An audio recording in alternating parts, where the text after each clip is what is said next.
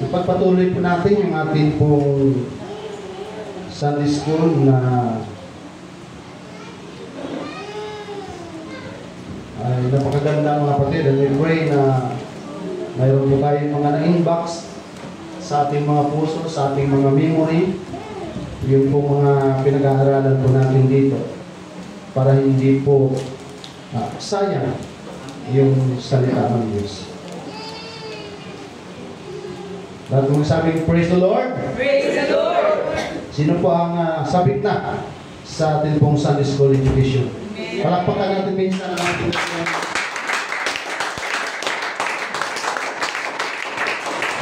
praise the Lord. At ang topic natin ay doon pa rin sa worship and praise. Hallelujah.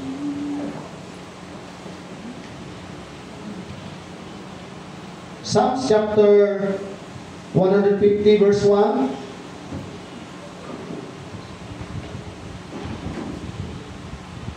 Sabay-sabay na natin basahin mga kapatid. Praise you the Lord. Lakasan natin mga kapatid. Sabay-sabay natin basahin. Praise you the Lord. Praise you the Praise Lord. God in His sanctuary. Praise Him in the firmament of His power. Praise Him. Sige, lakas mga kapatid. Doon tayo mahiya magbasa. Mahirap magsabay-sabay, ano? Saan na tayo? Anong verse na tayo? Verse 3, praise Him with the sound of the trumpet. Praise Him with the psaltery and harp. Praise Him with the timbrel and dance. Praise Him with string instruments and organs. Praise Him upon the loud cymbals.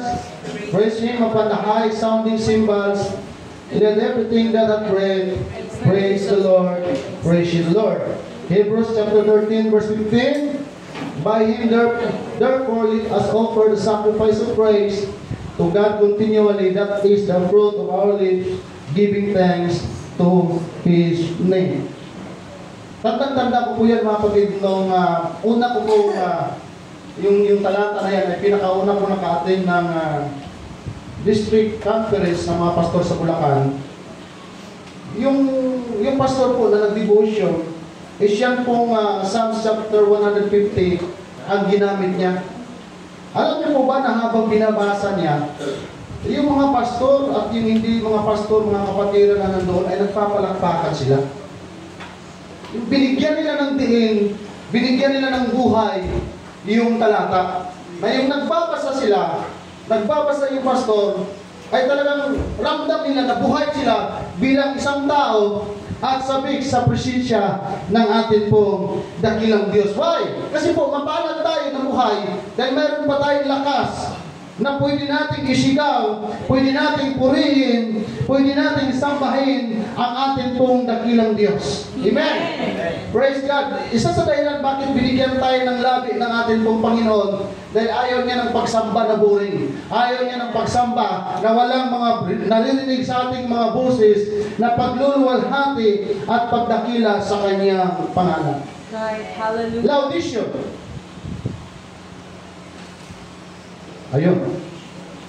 Papuri o pagpupuri sa Diyos. Kapag tayo po ay pupunta sa lugar na ito at sama-sama na sumamba sa Diyos, ay hindi pwede na yung iba nagpupuri, yung iba hindi. Amen. Pagdating ng oras ng pagpupuri, pagdating ng oras ng pagsamba, dapat tayo lahat ready mga kapatid, yung ating lakas nakahanda para purihin at sambahin ang ating dakilang Diyos. Amen. Hindi man tayo kasing dami ng iba, pero maririnig sa lugar na ito, katulad sa Apero na 120 disciples na nung sila ay nagpupuri sa ating pong Panginoon, ay para bagang yumayanig yung paligid mga kapatid. Amen? Praise God. At napakaganda nga ugaliin natin yan kapag tayo sama-sama sa lugar na ito na sumasamba sa ating pong Panginoon, kapag nakakapakinig po tayo ng pangangaral ng salita ng Diyos, ay nandoon yung ating pagpupuri sa ating pong Panginoon. Amen? Ibig sabihin, Habang tayo sumisigaw, praise the Lord, napakagandang prayer yun na habang umiiyak ka mga kapatid, ramdam ko sa puso ko yung ganong klaseng panalangin. At yun ang lagi kong pinag-pray sa Panginoon na every time I pray, talagang yung tumutulo, yung luha ko, yung damang-dama ko, yung presensya ng ating pong Panginoon. Pumunta tayo sa lugar na ito para po sa isang layunin. Amen? Amen. Upang itanyag, upang itaas, amen, ang kadakilaan ng ating Diyos sa buhay natin. Amen. Kaya binabalik natin, sinusuklian natin sa pamamagitan ng ating pong pagsamba. Amen. Kahit sabihin na ikaw na ang pinakamaingay sa simbahan ito, pero yan yung gustong-gusto ng ating pong Panginoon. Kaya tayo may mga labi dahil gusto ng Diyos na sa ating pong pagpupuri, hallelujah, ay naging itataas ng kanyang pangalan. Amen. Praise God. Praise God. Yung greatness ng Diyos, yung kadakilaan ng Panginoon, ay dapat po, mga kapatid, na maitataas sa lugar na ito. Kasi po, grabe ang kaawaan ng Diyos sa atin. Amen? Paano na kaya kung tayong lahat ay may kaso? Paano na kaya kung tayong lahat ay hindi na makakapagsalita, mga kapatid?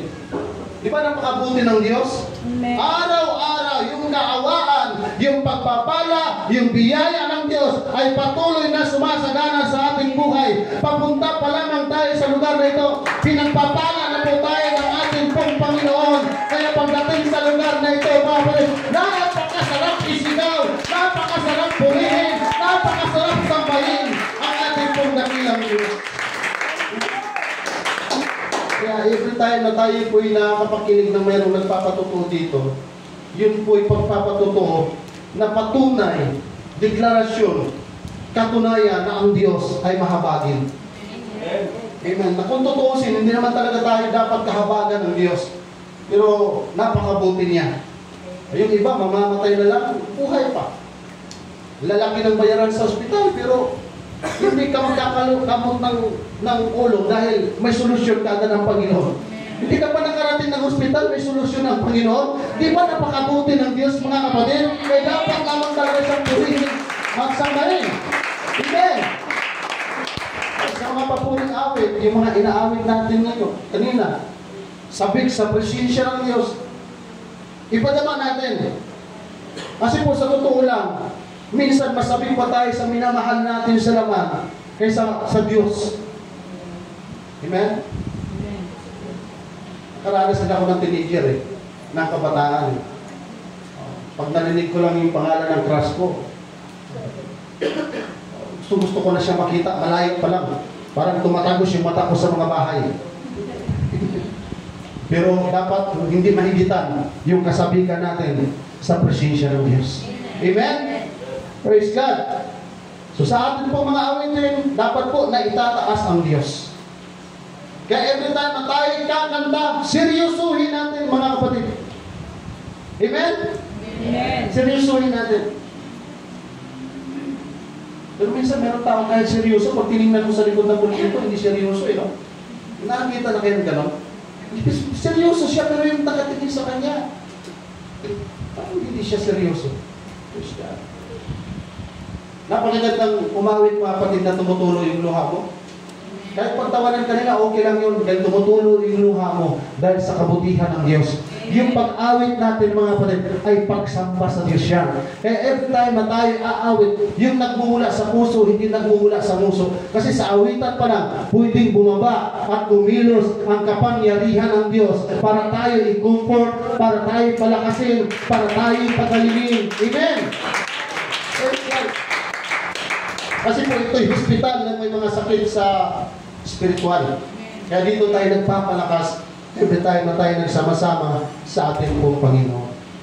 Kaya every time na mayroon pong mga ngaral dito ng salita ng Diyos, kahit hindi guest speaker mga kapatid, although ito'y na-obserbahan ko talaga dahil nakakarating din ako sa iba't ibang church, kapag mayroon talagang guest speaker, tapos pag nangaral na yung guest speaker, amen, ay talagang yung mga kapatiran tumatayo, sumisigaw, come on, press! Pero yung pastor na nila ang mga ngaral, mapuputol na yung iba, gusto pang matulog.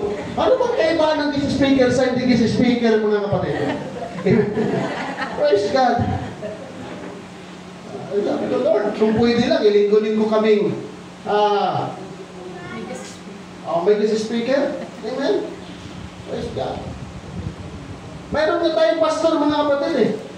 5 minutes to 10 minutes lang siya mangaral. Parang nagbabasa lang siya ng Bible. Ay, parang nagbabasa? Nagbabasa talaga siya ng Bible. Tapos nagsasalita siya. Hindi naman siya sumisigaw. Hindi siya naman siya tumatalo. Pero yung mga kapatiran, nagre-response. Kasi ang tingin nila sa pastor, hindi pastor. Ang pastor ay ginamit lang ng Diyos para yung salita ng ating pong Panginoon para sa atin. Pinadaan sa pastor. Kaya every time na yung pastor nila ang mga ngaral dito, hindi man dynamic, hindi man bondis yung pastor nila. Pero nag-iiyangan sila, nagpupuri sila, dan nagpapasalamat sila, na kahit hindi ganun kalakas, bondis yung pastor nila nangaral. Nakarinig sila ng mensahe na nagmumula sa ating pong Panginoon, ng native response natin. Amen. Tayo po hindi mga entertainers, tayo po hindi mga bayaran. Pero pag nakarinig tayo ng magandang punto ng salita ng ating pong Panginoon, huwag po tayong magkail ng papuring palakpak at pagsamba sa ating pong dakilan. Dapat po mangingibabaw sa loob ng iglesyang ito.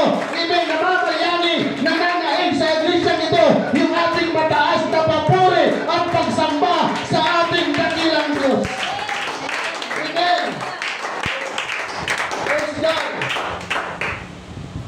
Pag oras na naglalaban yung manok sa sabungan, kahit na yung mga talunan dyan sumisigaw, fight manok! Laban manok! Kahit mamamatay na yung manok, yung manok niya, eh grabe, mga kapatid. Kung wala mang mayroong isa sa pinakamaingay na lugar, sabungan na. Amen? Kasi kahit talunan doon sumisigaw, dahil umaasa na yung manok niya mamamatay, mananalo. Amen? Dito mga kapatid, pag sumisigaw ka, walang talunan dito. Kapag sumisigaw ang lahat, panalo ka sa lugar na ito mga kapatid. Amen? Minsan ang tao'y naiirita sa ingay ng pagsamba, sa ingay ng pagpupuri. Kung maunawaan lamang natin ang aklat ng mga awit, mga kapatid, ang simbahan na dapat, ang lahat ng simbahan na dapat, ang mayroong pinakamaingay na yung mga tao sumisigaw, nagpupuri, itinatandad, itinataas ang pangalan ng ating Panginoong Kristo.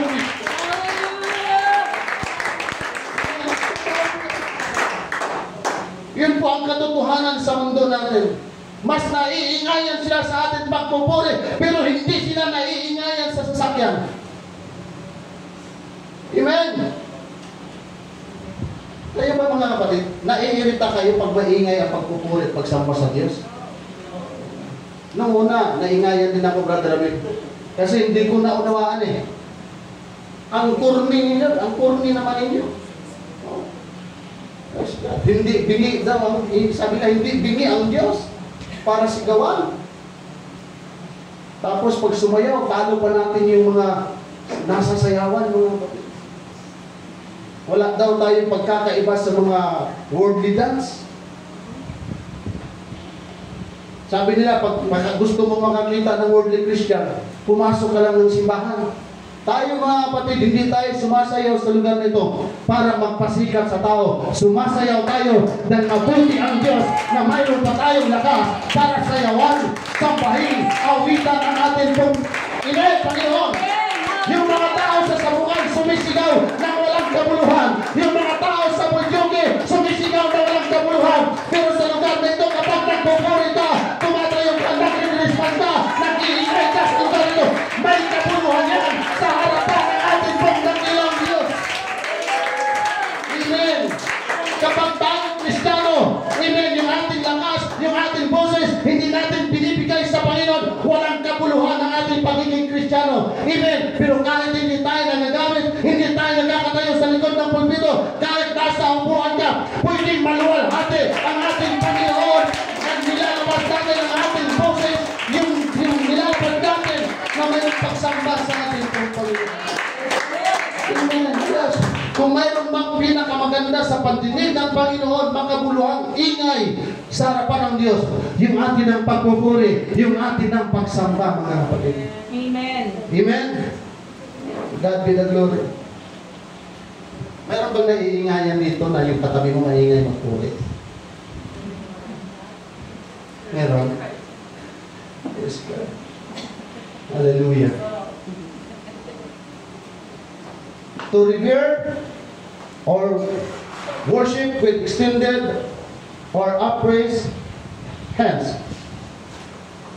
Sino pa po dito ang nahihiya na itaas ang kamay sa Diyos? Pakinext, please.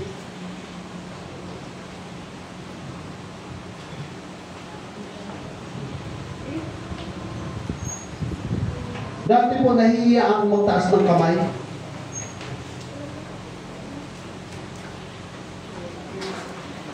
Nahihiya po ako dati magdipa-dipa ng kamay ko, mga kapatid. Pero yung palang pagtaas ng kamay, ayan pa pala ay tanda ng paggalang natin sa Diyos. Amen. Na iginagalang natin ang Panginoon. Amen. Praise God.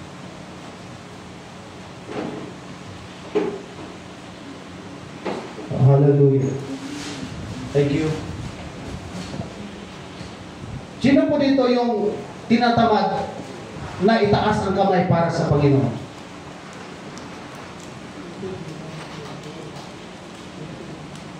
Ayun. Mga kapatid, itaas natin ang kamay natin sa Panginoon. Tapos parang pag tumaas, parang dahan-dahan na ganyan. Parang hirap tayo, parang yung kamay nakagapo sa paa. Mga kapatid, taas natin ang tulo ang kamay natin sa Panginoon. Yung iba nakatuto na, pero yung iba nakakaganyan. Oh, praise the Lord, hallelujah. Subukan nyo na itaas yung kamay niyo, mga kapatid. Dalawa. Mahirap ba? Yes. Hindi mahirap. Tama? Amen. Praise God.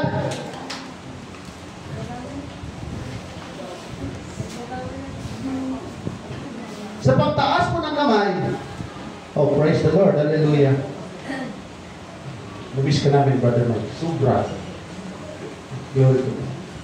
Amen. Mga kapatid, sa pagtaas natin ng kamay, huwag natin ipakita sa Diyos na nahirapan tayo magtaas sa kamay. Yung parang parang mayroong yung kabila, bulldozer, yung kabila, piloter, tapos parang hirap na hirap ka. Amen? Pag sinabay itaas ang kamay, taas kagad ang kamay. Palakpakan ng Panginoon. Panginoon, salamat na mayroon akong dalawang kamay. Dahil ikaw walang kamay, mga kapatid. Amen. Oh, hallelujah. Sa pagtaas natin sa kamay, itinataas din natin ang kalalakihan ng Panginoon. Dahil ang pagtaas ng kamay ay tanda ng pagsamba natin dahil nakasulat sa Biblia yan, mga kapatid. Amen. Praise God. Ginagawa nga natin yung hindi nakasulat sa Bible. Yun pa kaya nakasulat sa Bible, mga kapatid. Amen. Praise God. Dahil ang pagtaas ng kamay ay tanda ng ating pong pagpapakumbaba. Tanda ng atin pong pag-surrender sa atin pong dakilang Diyos. Bakit? Kasi pag tinatamad tayo sa pagtaas natin sa ating mga kamay, paano kung tamarin din ang Diyos na mag-support sa atin pong mga pangangailangan, mga kapatid? Amen? Kung ang Diyos ay tinatamad na katulad ng atin pong ginagawa na minsan tayo tinatamad sa Panginoon, ay tayo po ang talo, mga kapatid. Amen? Alam natin yung kwento ni Moses na nung nagkaroon sila ng laban sa mga Amalekites, sa mga Amalekitas,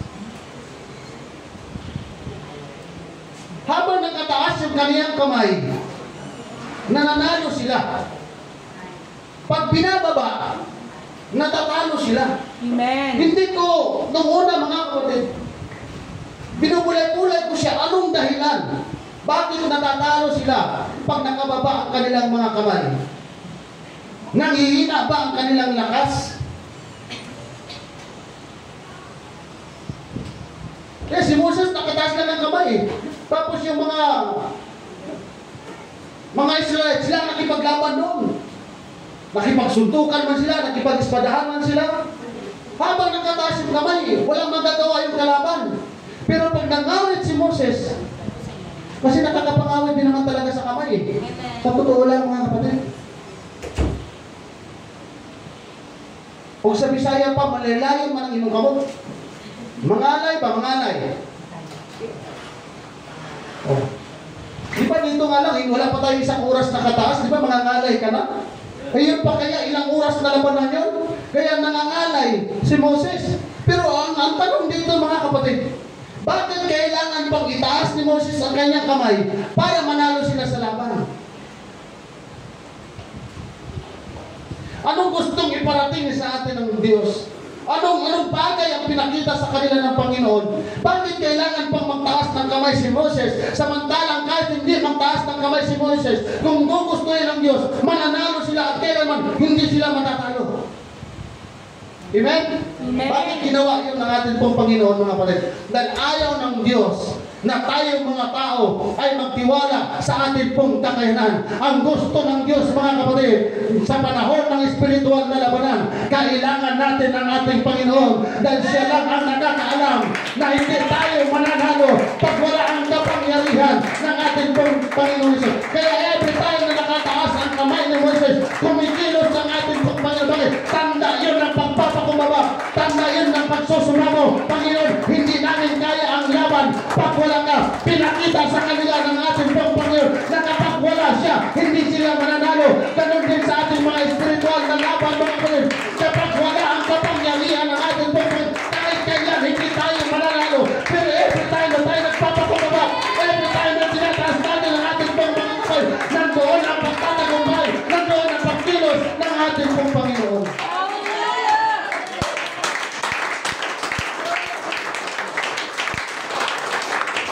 Hallelujah. Praise God. Wala sa mundong ito hanggang tayo nabubuhay po, napapagod tayo at alam na alam mo ng Panginoon yan. Alam ng Diyos na nanghihina tayo. Alam ng Diyos na nanglulupay-pay tayo. Pero pagdating natin sa lugar na ito, tinataas natin ang ating kamay, Panginoon. Hindi ko talaga kaya. Suko talaga ako kaya. Suko talaga ako, Panginoon. Kailangan talaga kita sa buhay ko. Kailangan ko talaga ang kapangyarihan mo, Panginoon. Yun yung mga panahon na binibigyan natin ng kalayaan. Nakikilos ang Diyos, mga kapatid, at iparamdam sa atin ang Panginoon na nandyan lang siya. Amen. Amen. Kahit ngayon, mga kapatid, kahit nasa Sunday school tayo, every time na tayo tumataas, nagpupuri, sumasamba sa atin pong Panginoon, mararamdaman natin, nandiyan talaga siya. Mararamdaman natin na inaantay lang tayo ng Panginoon na itaas ang ating kamay para ilapit sa Kanya. Lord, hawakan mo ako. Panginoon, tulungan mo ako. Mayroon akong kahinaan, mayroon akong pinaglalaban. Hindi ko kaya pag wala ka. Praise God. Mamaya sa pagpupuri natin, mga kapatid, pag mayroon kang katabi na hirap, itaas ang kamay. Tulungan mo siya. Taas mo. Oh. Ako yung itaas. Nung si Moses nangawit, ayaw na niyang itaas. Talunan na sila. Marami ng sugatan sa kanila. Anong ginawa ng kanyang kapatid? Tinaas yung kamay. Amen? Mamaya, pag mayroon hindi nakataas ang kamay, talunan niya. Tayong katabi, sabihin mo sa kanya, kapatid, huwag kang pumayag. Itaas natin ang ating mga kamay. May presence pa na wala. Ipakita natin sa Diyos na kaya natin mag-joy, na kaya natin sumamba, mga kapatid, pagkita ng ating mga problema. Amen. Dahil sa spiritual na labanan, dapat may unity tayo. Sa pagsamba, dapat may unity tayo. Huwag tayong matuwa, mga kapatid, tayo lang ang malakas tumalon. Pero yung kapatid natin, nasa kahinaan. Alalayan natin, mga kapatid. Amen? Amen. Tulungan lang naman yan sa paglilingkod natin sa atin pong Panginoon. Huwag tayong pumayag, tayo lang nakatanggap ng biyaya. Tayong nandirito sa loob ng iglesia nito, Lord, Amen. Huwag lang ako ang pagpalain mo, kundi kaming lahat pagpalain mo, physically, materially, spiritually. Kasi pag ramdam natin, mga kapatid, na pinagpapala tayo ng ating Panginoon spiritual, tayong lahat yan, paglabas natin, masaya tayo na uuwi, na alam natin, ramdam natin, yung pagpapalang spiritual na pinibigay sa atin ng ating Panginoon. Dahil minsan pagod tayo sa pagkaraw, pagod tayo sa pag-iisip, pinapagod tayo ng kaaway, pero dito pag mayroon tayong unity, sabihin mo sa katabi, kapatid, kung hindi ka man nakasigaw, sumigaw ka. Kung hindi ka makataas ng kamay, itaas mo yan sa atin pong dakilang Diyos. Kung walang pagtaas si Moses at si Aaron ng kanilang kamay, walang kapangyarihan na bababa ang Panginoon para magtagumpay sila. Ganun din sa iglesia nito mga kapatid. Mayroon tayong kahinaan, pero itaas natin ang ating kamay bilang pagtanda ng pagsaklulo ng ating Panginoon. Lahat tayo ay nabubusugin tayo ng makalangit na pagpapala ng ating pong Panginoon. Amen. Hallelujah. Praise God. Bakit umaabot ng oras yung pag-charge natin sa battery, sa cellphone? Kasi pag i-charge natin ng 1 minuto, alam natin malulubat agad. So kailangan naka-full charge siya para mahaba-habang laban. Para kahit 24 oras kang nagpipindot mga kapatid. Lalo na, once a week na lang tayo nagkikita. Amen? Sa loob ng 1 linggo, marami ng mga fiery darts na tumatama sa likod at sa harap natin ang ginagawa ng kaaway. Pinutuloy niya ang ating mind, ang ating heart. Gusto niyang humina tayo. Kaya pagdating dito sa church mga kapatid, alam ng Diyos na mahina tayo at nangihina tayo. Kaya si Satanas sasama din dito sa loob. Dahil gusto ni Satanas na manghina tayo ng lubusan. Kaya pagdating dito, ay huwag ka na magtaas-taas ng kamay, huwag ka din maniwala sa pastor. Hindi naman totoo yan. Tuluyan ka na manghina. Amen? Dahil sa ating kahinaan, ang apoy, ang baga pag nag-iisa, pag namatayan, patay na talaga mga kapatid. Pero pag tayo malapit ng mamamatay, pero pag manumbalik tayo, pag nakikita natin yung ating katabi, wala, ito, mas malaki pa ang problema sa amin. Sa akin, parang ang grabe magpuri. Parang hindi pwede na mas malaki yung kanyang problema, mas malakas pa siya magpuri. Akong pinagpapala, parang mahina. May pagpapala o wala? Dapat yung pangpumuri natin, maintain mga kapatid. Hindi lang na-maintain, dapat laging nakag-fill up ang ating pagpupuri, ang ating pagsamba sa ating pong dakilang Diyos. Hanggat wala tayo sa langit, hindi pwedeng hindi tayo magpupuri, hindi pwedeng hindi natin tinataas ang ating kamay para sa pagsamba sa ating pong Panginoon. Amen. Hallelujah. Oh, Jesus, Praise God. hallelujah, praise God. Naalala ko po yung pangangaral ng isang pastor. Ang mga pinagpapala ng lubos ng Diyos, yung mga Kristiyanong walang hiya.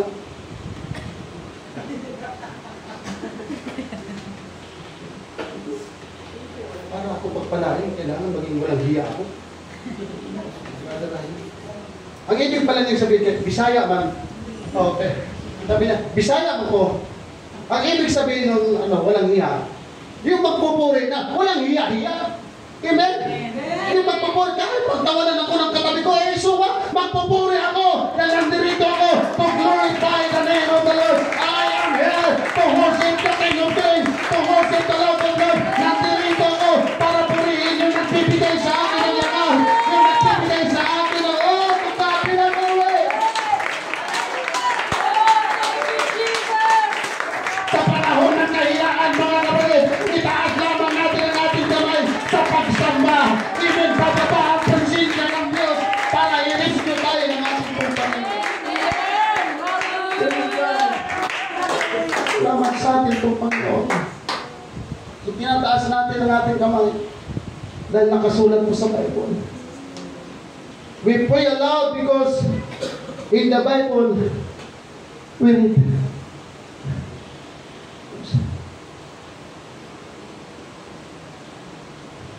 Pag lahat tayo dito mga kapatid, pag nag-pray, tapos lahat tayo maingay, sa tingin ninyo, anong maging pakiramdam ng ating kapitbahay?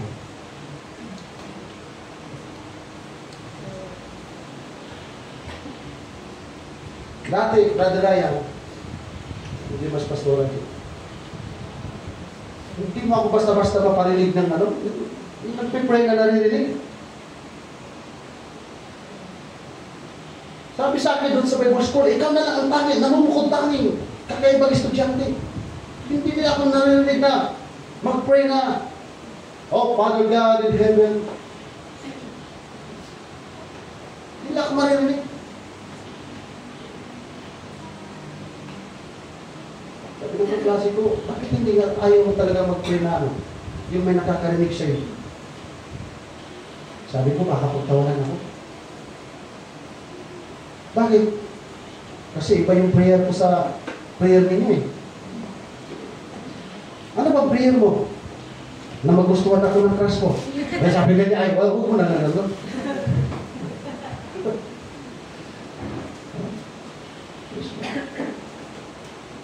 Naunawaan ko naman yung mga kapatid. Mayroon talaga tayong prayer na hindi pwedeng marinig. Amen? Pero yung mag-pray tayo, Lord, kung ako'y pinagpapala, I pray na lahat ng mga kapatiran kasama ko sa iglesia nito, pagpapalain kami lahat. Yung prayer namin, Lord, marami pang nangangailangan ng kaligtasan sa lugar nito. We pray na nawa sila ay maligtas.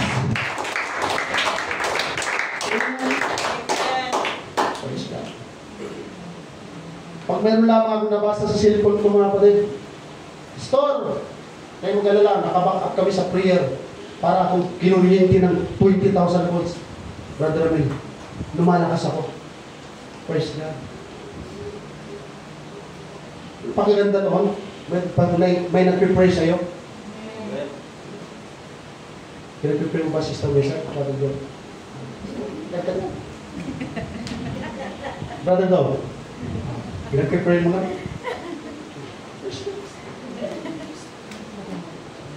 Yung taong pinag-pray mo, kahit hindi niya alam na pinag-pray mo, napakapalad doon mga kapatid. Ibig sabihin, kaya mo siya pinag-pray dahil mahal mo siya, mahalaga mo siya, kapatiran mo talaga siya, ayaw mo na mawala siya sa paglilingkod sa ating pong Panginoong Diyos.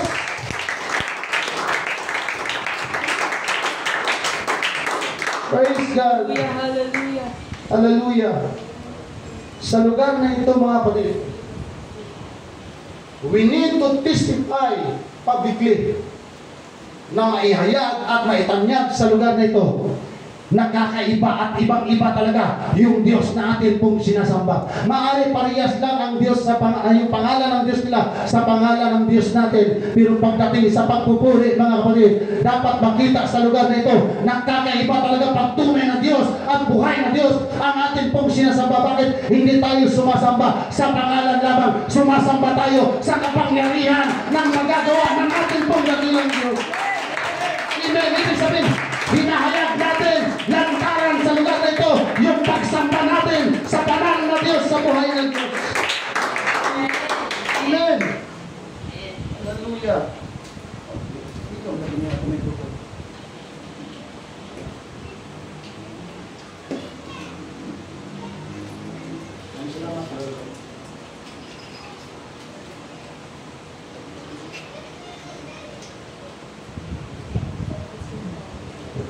Thank you. Salamat po. So yun po atin pong ginagawa sa lugar na ito mga kapatid. Mayroon pong kakaibang nangyayari kapag nakataas ang ating kamay sa pagsamba sa Diyos. Marami tayong mga kapatiran na nagpapatotoo na hindi sila naka-receive ng Holy Spirit sa church, pero naka-receive sila sa iba't ibang gawain dahil sa pagtaas ng kamay. Hindi lamang basta nakataas ang kamay, kundi nagpupuri.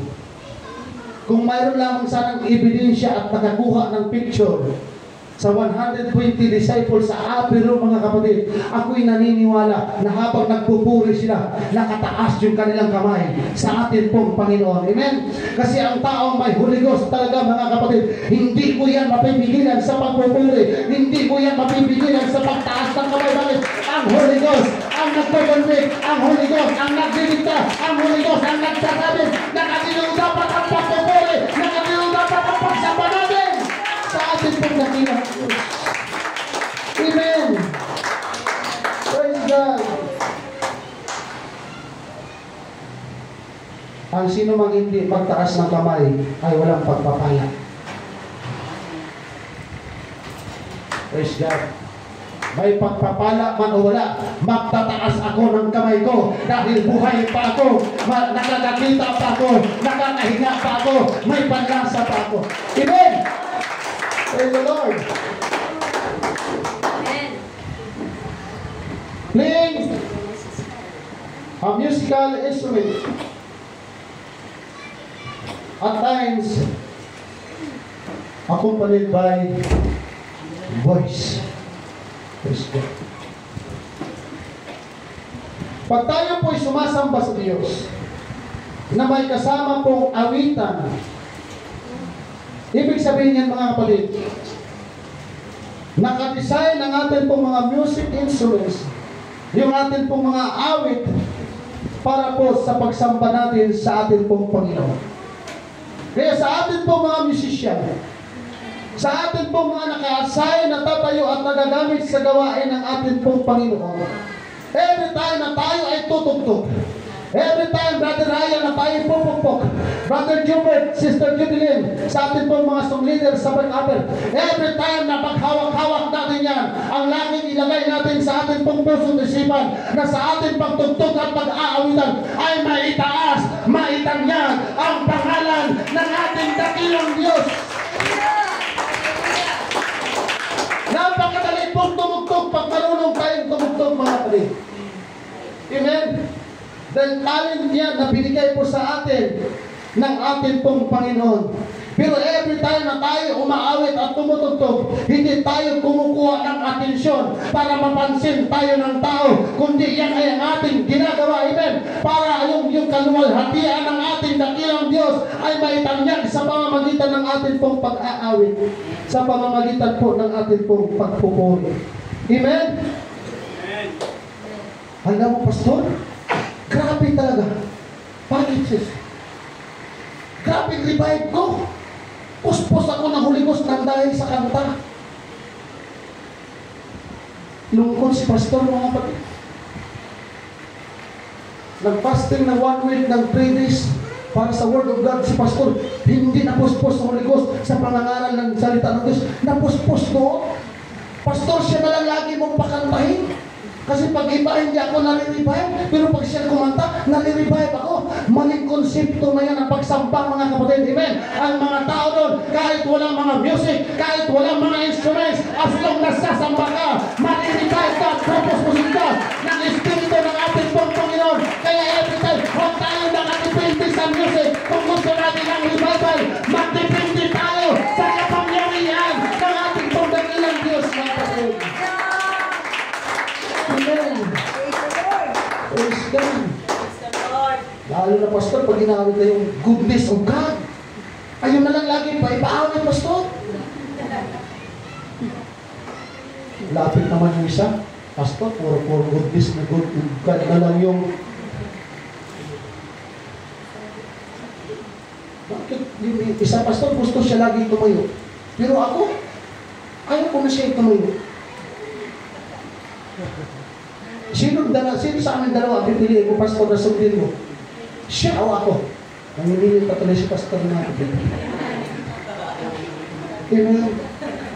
Every time na tayo'y umaawit, tumutugtog, at nadama natin ang pagkilos ng ating pong Panginoon. Salamat, Lord, na ginamit mo kami. Salamat, Lord, sa awitin. Salamat sa iyong pagkilos sa awit. Salamat, Lord, sa aming mga kamay na dumaloy ang iyong kapangyarihan. Amen. Ipalit natin palagi ang kaluwalhatian sa ating dakilang Diyos, mga kapatid. Dahil kung tutuusin, pwede tayong halin, pwede lang wala, ikilos ang ating pong Panginoon. Amen. Kaya every time na tayo sasamba at pagpupuri, Lord, hindi lamang ako sasamba dahil gusto kong makarinig ng awit ng mga tugtugin, kundi sasamba ako dahil ako'y naniniwala na yung mga awitin ay pwede mo rin gamitin, Panginoon, para tayo ay comfort ng Diyos. Amen. So yung ginagawa natin na pag-awit, mga kapatid, ay pagsamba sa Diyos. Amen? Pero yung para lang matouch yung ating emosyon, tapos pag hindi na-touch, hindi tayo na-revive. Ay, ano ba yan? Hindi tuloy ako ma-revive. Sintonado na yung song leader. Sintonado pa yung makapit.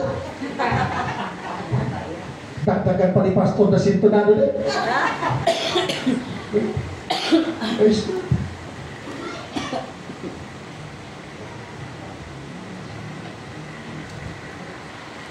Ano kaibahan sa Bluetooth sa hindi Bluetooth, mga kapatid? Kung papipiliin kayo, naka-Bluetooth o hindi naka-Bluetooth? Mabuti na lang. Salamat. Yung mga musician, pasalamatan natin sila. Kaya kung gusto nila naka-Bluetooth, iuwi na natin yan, mga kapatid. Amen. Ibig sabihin, iba talaga dahil sinabi ng aklat ng mga awit, amen, magkaingay kayo ng mga simba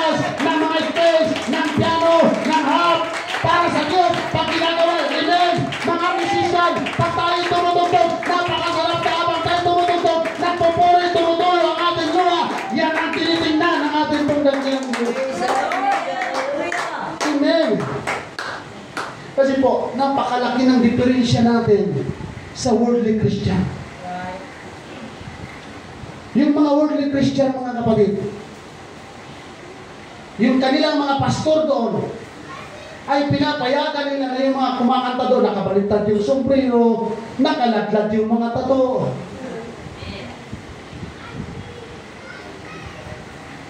Minsan nga, binabanatan tayo eh. Kayo rin naman mga worldly Christian, bakit? Kasi yung mga kinakanta ninyo, kinakanta din ng worldly Christian eh. Mga kapatid, kanta lang naman ang kinuha natin. Hindi ba natin inadapt kung ano yung pag-uugali nila? Amen? Praise God. Huwag natin i-adapt mga kapatid. Amen? Pero yung mga song leader nila, maganda nga mapanood nila yan sa YouTube mga kapatid. Ang mga nagtutugtugan doon eh. One way, Jesus! Ginaganyan na yung mga buhok. Mga gitarista, ang haba ng buhok. Ang lalaki ng butas ng tainga mga kapatid. May mga hikaw sa ilong. Amen. Ay, pastor, kultura nila yun. Sa Bible mga kapatid, di ba?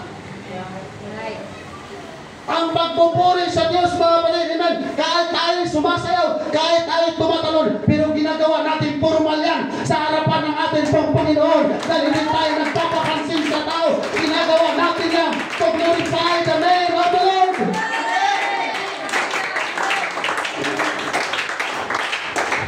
Alam mo po, mga musician, yes, I admit talaga na sinasadya ko talagang pagalitan kayo. Hindi para ibaba yung degree ng paglilingkod ninyo sa Panginoon. Ngunit tulit up. Amen. Bakit?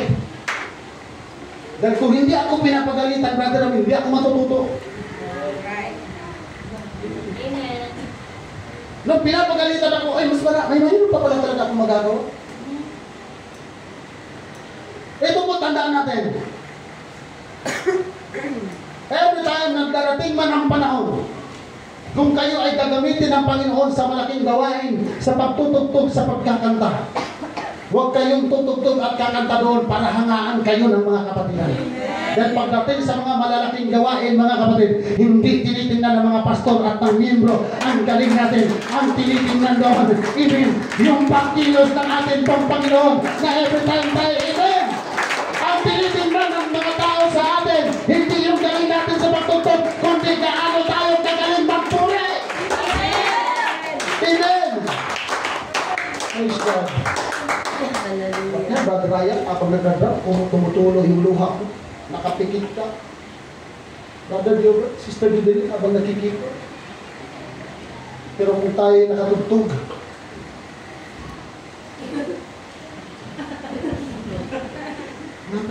nakikita tayo. Amen? Pero kahit meron tayong mabigat na problema, kahit meron tayong pinagdadaanan, Lord, tutugtog ako para sa iyong kaluwalhatian. Hindi man ako mapansin ng tao na marunong ako. Basta tutugtog ako, iiyak ako, habang tumutugtog ako, sasambahin kita, Panginoon. Amen? Oh, musician, palapakan natin ang ating Panginoon.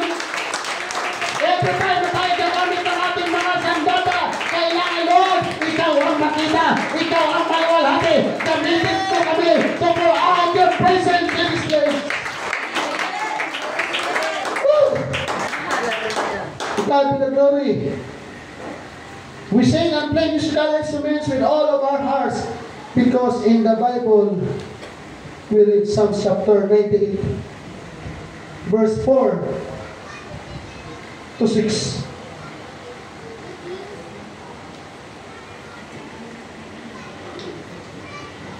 Babasahin ko lang mga kapatid.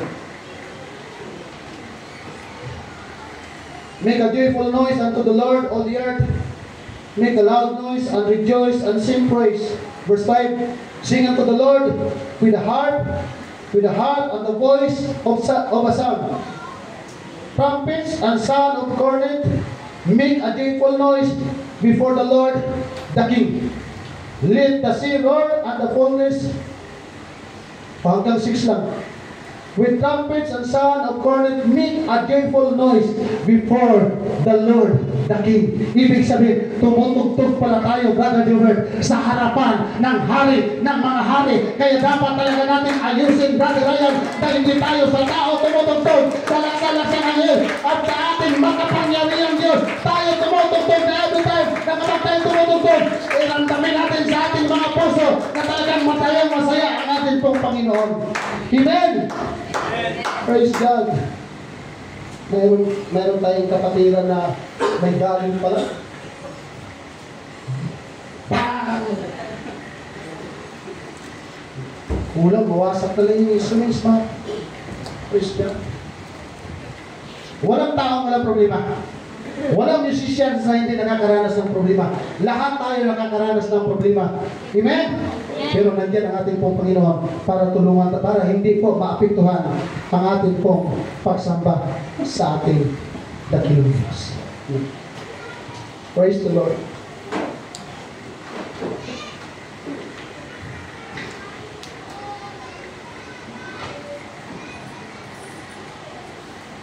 Hallelujah. To boast, thus to be clamorously foolish. Wala, hindi yata nakasulat.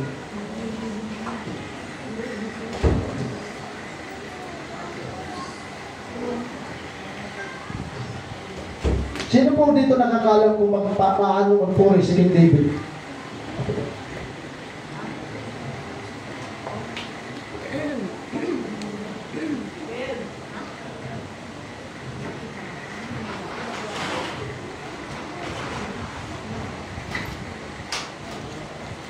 Number one worshiper king in the Bible is King David.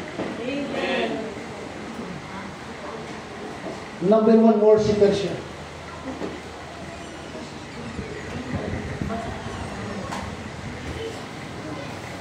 Tayo, pigil pa tayo dito sumayaw, you know? Kasi baka makalimutan natin, magtanggo tayo dito, mag-chat-chat tayo dito.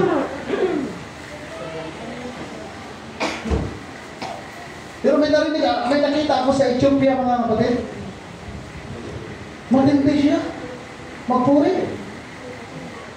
Ganyan pa. Yung parang anong tawag sa sayo na yun? Hindi naman tiniklik eh, wala namang kawayan. Yung parang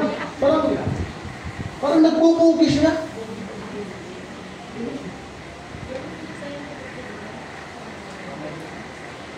Bawal ba mag-chat-chat sa mga Christian?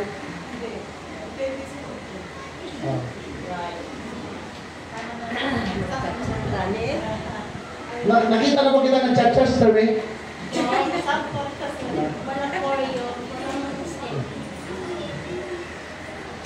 Sa Bible School, inawit yung pagkagising sa umaga.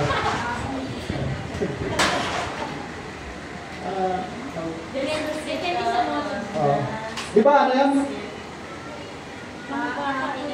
Baywang ko'y nagchat-chat-chat. Ha? Ay, baywang ko'y kumikimbot. Baka ko'y nagchat-chat-chat.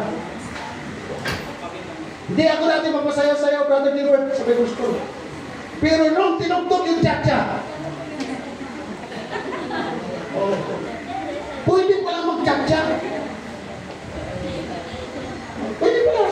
Chat-chat tayo eh. Ipaawit natin yan.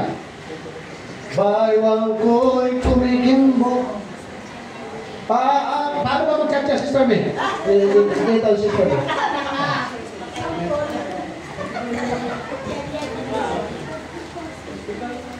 May kaklase kami doon. Taga-Masbate.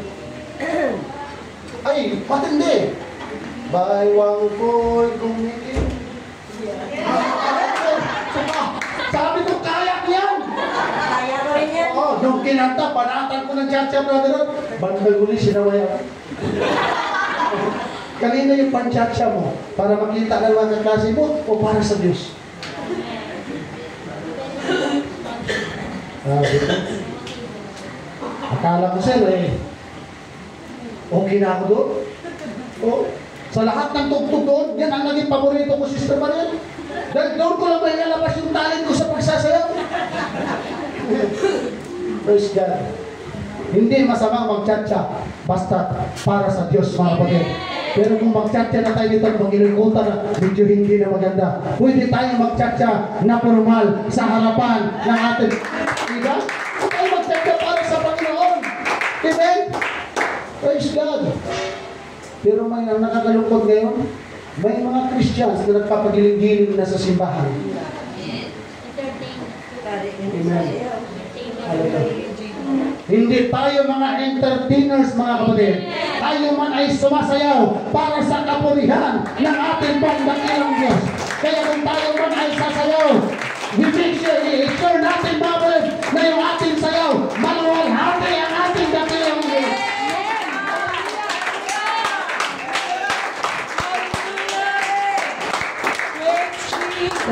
Sa atin pong pagtatapos, praise God.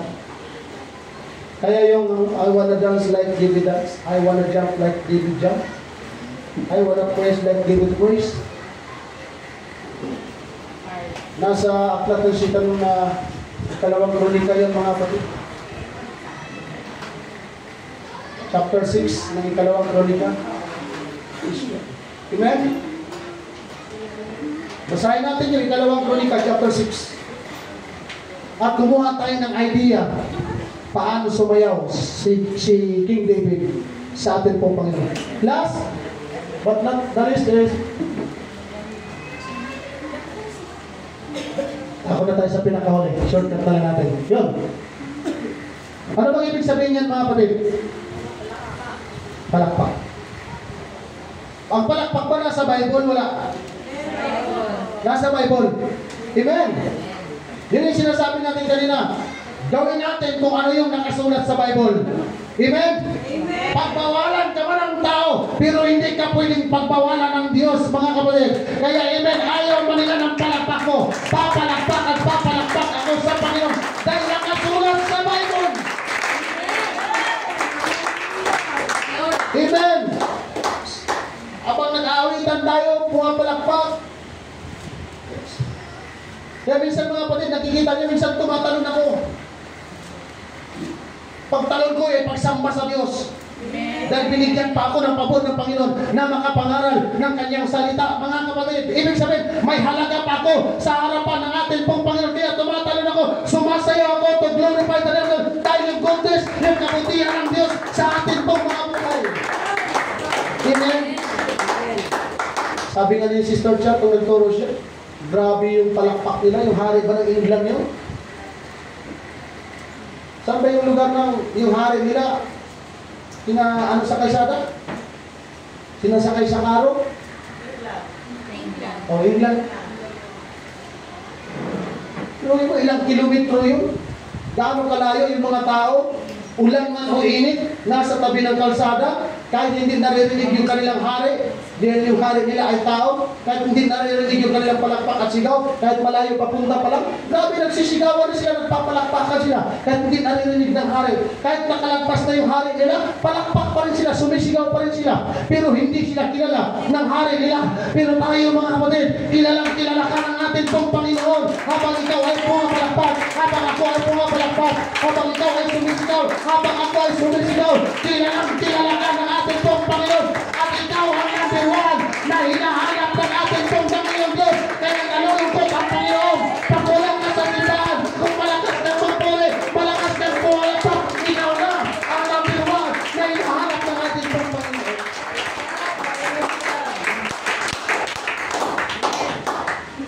Palibasa, wala kaming TV sa bahay, mga kapatid.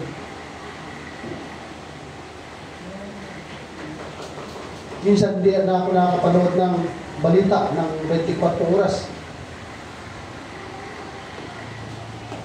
Pasensya na sa mga kapamilya. Kapuso kasi ako, mga kapatid. Kaya 24 oras na panood. Wala kaming TV. Minsan nakakapanood ako ng balita. Late na. Mga ilang araw na pala nakalipas. Kaya hindi ko napanood yung suna ng presidente natin. Eh, nalaman ko lang yung sinabi ni Sister Jan, Pastor, yung suna ng presidente natin, ay grabe palakpakan ng tao, tapos nakatayo pa.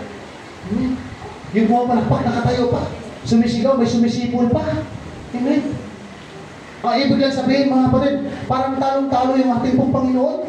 Kaya every time pa na dito, pag sinasamba mga kapatid natin ang ating Panginoon, hindi masama na tayo tumatayo, pumalakpak at sinisigawan natin ang ating pong Panginoon. Hindi man natin siya nakikita physically, pero kasama natin ganito sa lugar nito. Invite you to open the gathering in the name. He is in the midst of us. Amen. Kaya hindi masama na tumayo at sumigaw, magkori at sumambag sa ating pong Panginoon Diyos.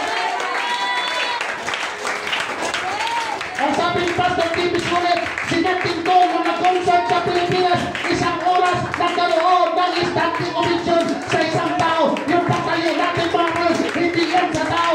Yung palakpak natin, hindi sa tao. Kaya dapat tawagan ito, kung tayo ay tumayo, pasal para sa Diyos, okay yan. Kung tinataas natin, tinatangyan natin ang kadakilaan ng ating pong dakilaan Diyos.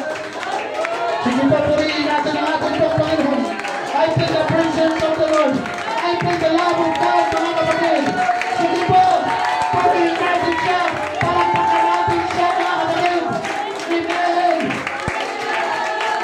Kung pumapalakpak siya sa Presidente, kung pumapalakpak siya ng standing ovation, kay Nat King Cole, hindi lang natin yun, mga kapatid.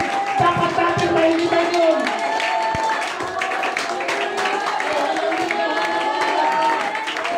Hallelujah! Hallelujah! Sige po, palakpakan mo ang ating nakilang Diyos, palakpakan natin siya, purihin natin siya, pasalamatan natin siya. Lord, pumapalakpak kami kung mayroong mga tao, grabe ang palakpakan pagpupuri sa Presidente, dapat ka natin palakpakan, dapat ka natin purihan, ikaw